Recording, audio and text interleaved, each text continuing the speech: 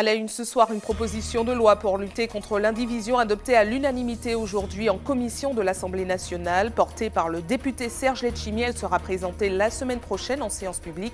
Plus de la moitié du foncier martiniquais est concerné.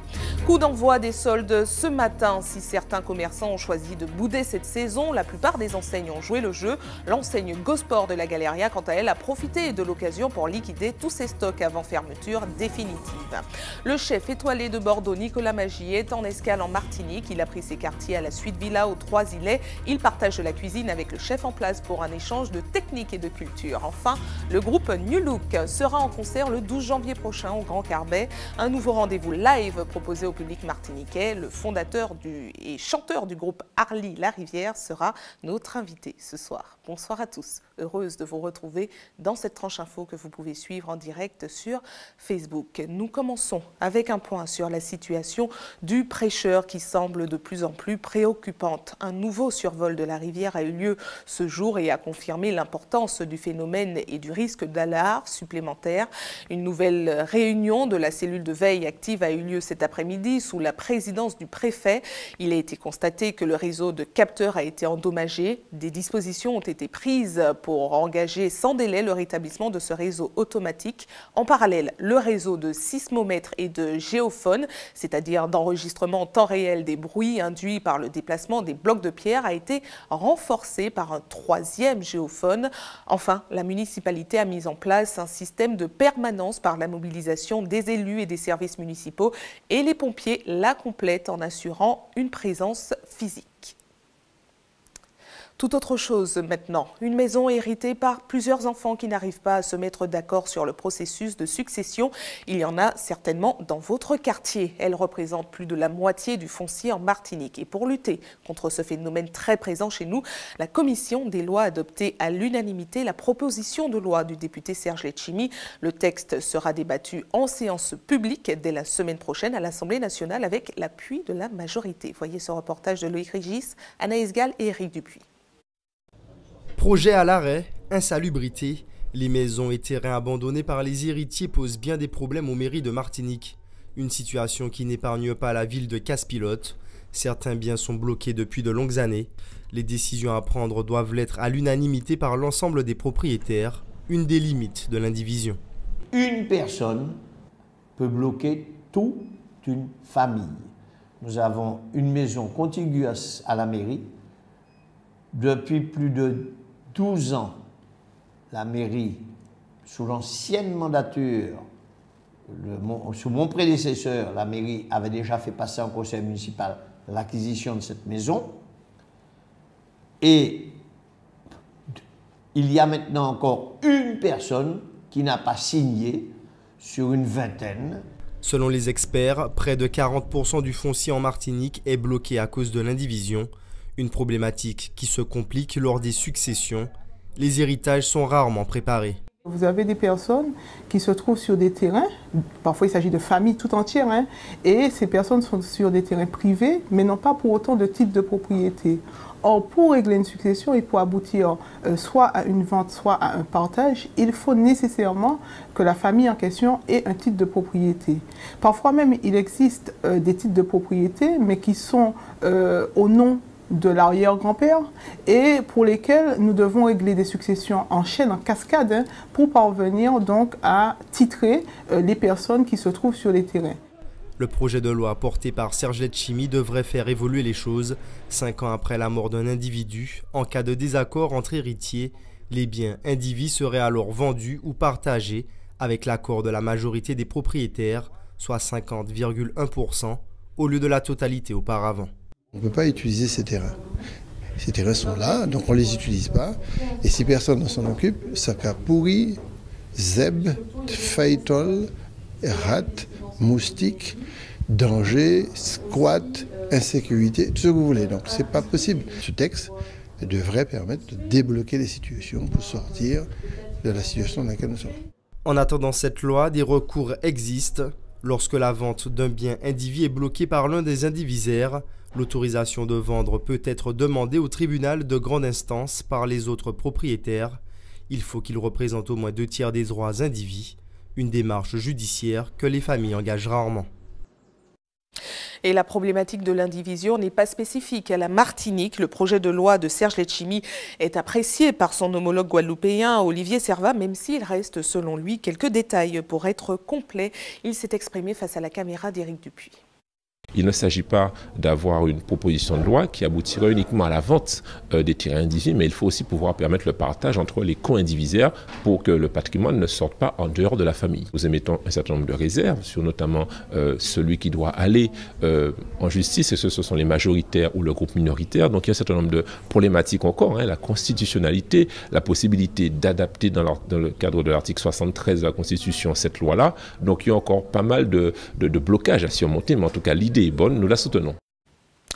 De retour en Martinique, le coup d'envoi est donné. Les soldes ont démarré ce matin. Si certains commerçants ont préféré bouder cette saison choisie par la préfecture, la plupart ont préféré jouer le jeu.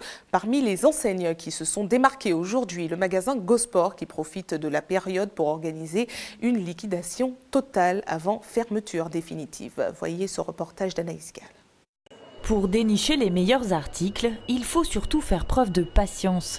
D'abord une première file d'attente pour accéder à la boutique et une fois la sélection terminée, refaire la queue avant le passage en caisse. Je regarde ma montre, ça fait déjà plus de 4 heures. Et ça vaut le coup? Oui, surtout pour les baskets. Quand vous voyez la queue là qui commence pour les caisses, vous n'êtes pas découragé? Un peu, on va dire, mais bon, j'essaye de faire avec. 3 heures de temps, à peu près, 3h30 à peu près, ouais, voilà. Et ça vaut le coup? Ça valait le coup, je ne sais pas si c'est le mot, mais bon, j'ai pas le choix, j'ai commencé donc je finis. Dans les rayons des pièces bradées jusqu'à moins 70%, où il faut parfois fouiller pour trouver son bonheur. Je cherche encore, mais c'est pas facile à trouver quand même. Comme c'est plutôt mélangé les chaussures, donc c'est difficile. Ouverte depuis près de 8 ans, jamais l'enseigne n'avait connu un tel succès. Pourtant, ce sera le dernier, car le magasin ferme ses portes le mois prochain. Pour toute l'équipe, la liquidation totale est une dernière occasion de travailler ensemble. Les circonstances sont un peu difficiles, mais en même temps, là, on a fermé une semaine juste après les fêtes pour bien préparer. On savait qu'il y aurait du monde, donc ça a motivé quand même l'équipe, parce que quand il y a des clients, on est content. Donc forcément, ça nous a motivés. Et là, voir le monde qu'il y a, ça nous fait plaisir quand même. On rend quand même des clients heureux. À Fort-de-France aussi, certaines boutiques affichent des réductions sur leurs produits. 3 mois après les dernières soldes en Martinique, les enseignes sont de plus en plus nombreuses à se greffer à l'opération nationale, à la grande satisfaction des clients. C'est une très bonne chose déjà pour nous, parce qu'on en profite. Et puis on a l'occasion, pourquoi pas, de changer éventuellement de chaussures, pourquoi pas, pour voir les choses nouvelles. Je fais des repérages et puis si je trouve quelque chose à mon goût, je l'achète. Certains commerçants y voient l'occasion de renouveler leur ligne. L'idée, au fait, c'est d'écouler, de faire de la place justement pour liquider les anciennes collections. D'autres, en revanche, choisissent de rester en retrait, jugeant la période inadaptée. En octobre-novembre, nous avons fait des promotions avec des soldes. Et là, c'est la collection du décembre qui peut servir toute l'année pour nous. Toute l'année, on est en été, c'est pas la même chose que la métropole. Ici, pas de soldes d'hiver, mais des réductions quand même. Une bonne excuse pour renouveler sa garde-robe et bien débuter l'année. Et vous l'avez vu, les clients se déplacent en masse pour profiter des bonnes affaires. Une promiscuité entre plusieurs personnes qui se révèle être un véritable facteur idéal pour la transmission de virus, comme la grippe. Voyez quelques conseils pour s'en prémunir avec Jonathan Larieux. Dans ce bureau, le constat est clair depuis déjà quelques jours. La Guyane est dorénavant en épidémie de grippe. Cette situation est suivie depuis déjà plusieurs mois par les agents de la santé publique du bureau de la CIR, la cellule d'intervention en région. On est passé en phase pré-épidémique depuis début décembre et on a déclenché l'épidémie à partir de la semaine 52 puisqu'on voit nettement une augmentation qui revient. On approche les 500 consultations en semaine 52. Donc ça c'est une estimation parce qu'on n'a pas le nombre exact de consultations, ça reste une estimation. Mais dans ce cas-là, ça veut vraiment dire que l'activité est en train d'augmenter et donc ça devient important et qu'on peut déclencher l'épidémie. Après, là, on est en début d'épidémie et on ne peut pas du tout dire quelle va être l'évolution dans les prochaines semaines, quand est-ce qu'on va atteindre le pic épidémique, ni quand est-ce qu'on va pouvoir arrêter l'épidémie. Ces chiffres représentent le nombre de personnes diagnostiquées dans tout le département. La majorité des cas restent présents sur le littoral guyanais.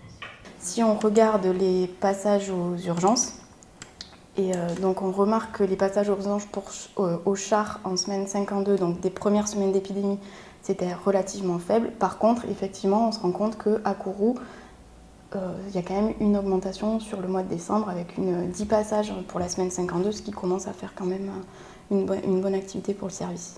Face à la grippe, des gestes simples, tels que se laver la main souvent, mais une autre possibilité existe, celle du vaccin antigrippal. Généralement recommandé pour les personnes à la santé fragile et pour qui il est gratuit, il est aussi possible pour tout un chacun de se vacciner contre le virus de la grippe. Pour simplifier, c'est les personnes au-dessus de 65 ans, les personnes qui souffrent des maladies chroniques qui sont listées par l'assurance maladie, les femmes enceintes quel que soit le trimestre, des publics particuliers qui peuvent être en contact, eux, avec des personnes qui sont fragiles. Et ces vaccins, en fait, comme tout vaccin, il a le rôle de stimuler notre système immunitaire. Notre système immunitaire va pouvoir produire des anticorps qui donc vont nous protéger quand on est exposé ensuite au virus qui circule dans la nature. Notre système immunitaire est déjà entraîné, entre guillemets, connaît déjà le virus, donc il va pouvoir réagir de façon plus efficace en évitant la maladie. Si l'épidémie n'en est qu'à ses débuts, il est important de bien se protéger. Le vaccin, lui, n'est possible que jusqu'au 31 janvier 2018. Quelles sont les conséquences des réformes du président Emmanuel Macron sur le droit du travail? Des interrogations abordées aujourd'hui par un professeur de l'Université de Lille, Maître François Taquet. Il a rencontré les experts comptables de la Guyane et Pierre Tréfou vous fait un compte-rendu. Regardez. La 4e édition du Forum social, organisée par le comité départemental de l'Ordre des experts comptables de la Guyane, a débuté aujourd'hui à Cayenne. L'occasion pour les professionnels du milieu de faire le point sur l'actualité sociale qui change vite et qui devient de plus en plus complexe, notamment sur la réforme du travail et sur certains dispositifs sur la vie sociale en entreprise, avec l'arrivée de nouvelles ordonnances d'Emmanuel Macron. Pour nous, ça complique effectivement souvent les choses. Le point le plus difficile, c'est de maintenir une cohésion sociale et de maintenir un climat social. Parce que le droit du travail, le droit de la sécurité sociale est très sensible. Donc ça implique, si vous voulez, deux risques d'écueil qui sont d'abord être réfractaire à certains changements et deuxièmement, c'est du point de vue du chef d'entreprise de suivre l'actualité et de l'adapter de s'adapter à ces changements. Maître François Taquet, professeur de droit social à l'Université de Lille, avocat spécialiste en droit du travail et de la protection sociale, propose cette année encore un panel de thèmes sur le droit du travail allant des dernières ordonnances Macron en passant par l'actualité sociale législative et jurisprudentielle. Une année compliquée pour les experts comptables. Alors oui, c'est une année qui va être difficile parce que l'expert comptable, il a beaucoup de choses à intégrer. Il n'a pas que le social, il y a le fiscal, il y a la comptabilité, donc il y a beaucoup de choses à intégrer. Mais le tout, c'est de savoir si, j'allais presque dire, c'est un bien pour l'entreprise ou bien pas. Je crois que globalement, c'est une situation, ce sont des textes qui apportent des changements pour certains, qui sont intéressants pour l'entreprise. Et donc je crois qu'il était très sain d'en parler et très sain de faire une formation à ce sujet-là. Le forum continue demain, l'actualité sociale législative et jurisprudentielle sera à l'ordre du jour, ainsi que le projet de financement de la sécurité sociale pour 2018. Une année chargée en renouveau social pour les entreprises et donc pour les experts comptables. De retour en Martinique avec cette bonne nouvelle pour les fins gourmets. Le chef étoilé originaire de Bordeaux, Nicolas Magie, est en escale en Martinique. Il a posé ses valises à la suite Villa aux Trois-Îlets où il travaille en collaboration avec le chef martiniquais Alexandre Dauberton. Une occasion pour les deux chefs d'échanger sur leur technique mais aussi sur leur culture. Si vous êtes à table, posez les fourchettes et appréciez. Reportage de Guy Raffaeloni. Avec une étoile au guide Michelin depuis 2004, Nicolas Magie a derrière lui un parcours qui n'est pas des moindres. Je fais un CAP par apprentissage à l'âge de 16 ans, au Rouzic, chez M. Gauthier à Bordeaux. Ensuite, je passais à la Chamade avec une étoile Michelin, Pavillon des Boulevards, étoile Michelin. Ensuite, je suis parti pendant 1 an et demi au Miramar à Biarritz, donc au Pays Basque, une étoile Michelin. Et ensuite, je suis monté 6 ans à Paris, donc avec Christian Constant au Crayon. Ensuite, je suis parti chez François Clair. Et ensuite, j'ai monté mon propre restaurant en 99, La Cap, à Senon, où j'ai eu ma propre étoile Michelin en 2004. Et je suis arrivé aux cuisines du Saint-James, donc en 2012, après Michel Portos, donc un relais château sur les hauteurs de Bordeaux. Les canards, il faut les sortir à 11h15. En quête de sa seconde étoile, il multiplie les expériences, comme ici à la Suite Villa, où il a posé ses valises pendant 15 jours pour une collaboration à 4 mains avec le chef résident, Alexandre Dauberton. Cette collaboration avec Nicolas Magie va enrichir mon équipe, ma cuisine et moi-même. J'en profite déjà depuis hier, on communique, on partage vraiment, j'apprends des techniques, des saveurs, donc c'est vraiment beaucoup de partage et beaucoup de plaisir. Une démarche à l'initiative du gérant de la structure. Il se trouve que l'hôtel Saint-Gemme est dirigé par Anthony Torkington, qui est un grand professionnel de l'hôtellerie, qui officiait précédemment en Martinique. Donc je l'ai connu il y a 7-8 ans, à l'heure où il avait la direction de l'hôtel Capest. On a sympathisé, j'ai beaucoup apprécié son attitude, son comportement et son professionnalisme, et on ne s'est pas perdu de vue. Et cet été, je suis allé lui rendre visite à l'hôtel Saint-Gemme à Bouillac précisément, sur les hauteurs de Bordeaux. On a goûté à la cuisine de Nicolas Magie, parce qu'on est aussi gourmand, avant d'être des professionnels de la restauration. Et on est tombé un petit peu en amour avec sa cuisine. Et on a monté le deal avec Anthony, avec Nicolas. Ça, c'est les poros qui sont en train de confire légèrement. Ce soir, on va faire une langouste rôtie à cru comme ça, juste la queue rôtie au beurre. On va la garder bien crissante, à peine cuite au milieu, légèrement épicée et zeste de citron. Et ensuite, on a fait un chromeski. On a récupéré tous les avants des langoustes pour faire un petit chromeski liquide. Et là, les poros, on va les faire délicatement et on va faire des tout petits samosas végétales avec une farcine de langouste à l'intérieur. Après, on va s'amuser avec des pommes de terre glacées dans le jus de langouste, des petits morceaux de poireaux confits dans le jus de langouste. Vraiment, ce qu'on disait tout à l'heure, c'est vraiment sur le produit. Amoureux tous les deux des produits de leur terroir respectif, ils ont élaboré conjointement une carte basée sur des produits locaux qui sera proposée à la clientèle. Vous avez le loup des Caraïbes, par exemple, ça va être la première entrée avec un sorbet de poivron. Ensuite, nous avons le wassou. Donc, nous, on a l'habitude de travailler le wassou. Donc là, on va le travailler différemment aussi, avec un crémeux d'aigre doux. Donc, ça va lui apporter une autre saveur qu'on n'a pas l'habitude de goûter ici, juste grillé comme ça et snacké. Alexandre m'a envoyé des produits qu'il avait à la saison en Martinique, qu'il affectionnait particulièrement, avec les petits producteurs avec qui il travaillait. Et on a accès, donc moi je lui ai donné mes idées à Alexandre m'a donné ses idées. Et on a métissé cette carte justement avec ces produits-là, en sachant que les produits de Gironde, il y a uniquement la truffe qui arrive de Gironde. Leur collaboration se poursuit jusqu'au 29 janvier prochain. L'occasion pour les gourmets d'expérimenter cette carte éphémère disponible jusqu'à la fin du mois. Restez avec nous à suivre dans cette édition. Nous parlerons de la Brain Gym, gymnastique du cerveau. Enseignée dans les écoles Montessori, il s'agit de stimuler les fonctions cérébrales pour mieux apprendre. Et puis, nous irons à Balata où une riveraine vit un cauchemar depuis de nombreuses années à cause d'une maison voisine à la sienne en état d'insalubrité très avancée. Mais avant, je vous le disais, connaissez-vous la Brain Gym? Je vous le disais, il s'agit de la gym du cerveau. Il s'agit d'un exercice inventé aux États-Unis qui permettrait de stimuler les fonctions cérébrales et qui facilite le processus d'apprentissage. Une approche éducative présentée ce matin à l'école Montessori de Saint-Félix à Gosier en Guadeloupe. C'est un reportage d'Anne-Elisabeth Artsen et de Moïse Dexter. Développé par le docteur Paul Denison aux États-Unis, le Brain Gym est une approche éducative qui permet de développer sa capacité d'apprentissage grâce à une série de mouvements bien définis, dont ces 4 présentés ce matin par Isabelle Doma. Des mouvements pris dans le yoga, dans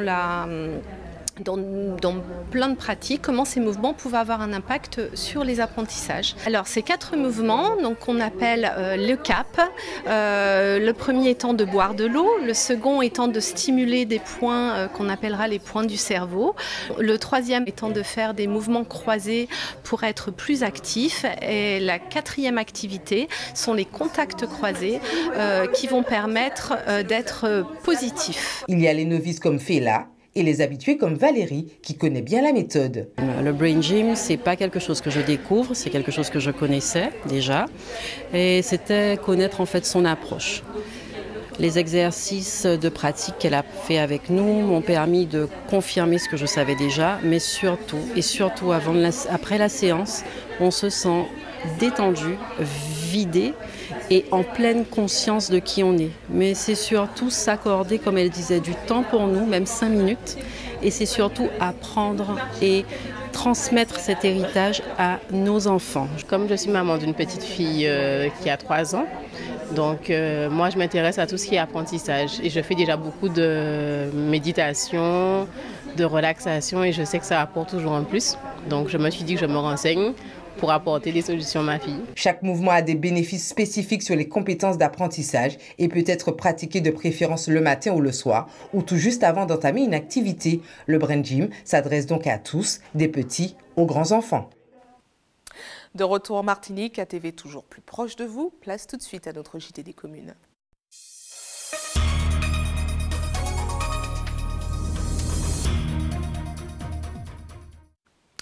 Un JT des communes qui vous emmène à Balata, Fort-de-France, où une riveraine vit un véritable cauchemar à cause d'une maison voisine à la sienne. Il s'agit d'une habitation très insalubre. Le dernier occupant est décédé et aucune solution ne semble se profiler à l'horizon. Hubert Bornil et Michelet François se sont rendus sur place. Regardez.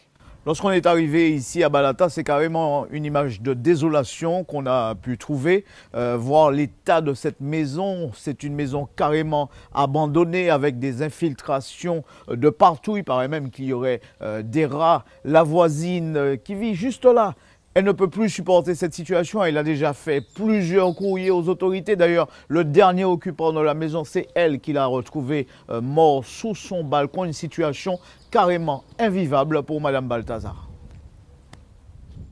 À la vue de la maison concernée, des immondices qui traînent sur la véranda, on pourrait se prendre de nausées. C'est en tout cas cette terrible situation que vit Madame Balthazar depuis plus de 3 ans. J'habite juste à côté. Avoir autant de nuisances. Et la maison est dans cet état, c'est parce que mon jardinier fait tout ça, tout autour. Que c'est comme ça. Parce que sinon, avant, les lianes, elles montaient, elles recouvraient toute la maison. On ne la voyait même pas. Et on voyait que les rats, les moustiques.